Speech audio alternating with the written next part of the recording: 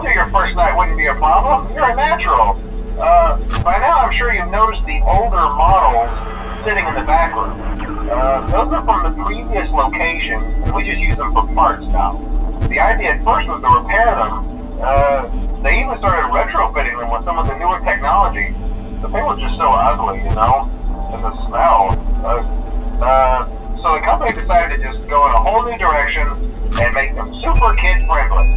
Those older ones shouldn't be able to walk around, but if they do, the whole Freddy head trick should work on them too, so whatever. I love those old characters. Did you ever see Foxy the Pirate? Oh wait, Foxy. Oh yeah, Foxy. Hey listen, that one was always a bit twitchy. I'm not sure if the Freddy head trick will work on Foxy.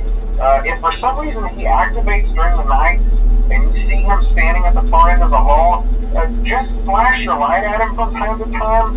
Those older models would always get disoriented with bright lights. It would cause a system restart or something. Come to think of it, you might want to try that on any room where something undesirable might be. It might hold him in place for a few seconds. That glitch might carry over to the newer models too. One more thing, don't forget the music box. I'll be honest, I never liked that puppet thing. It's always thinking, and it can go anywhere.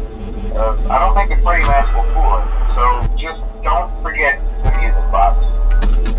Anyway, I'm sure it won't be a problem.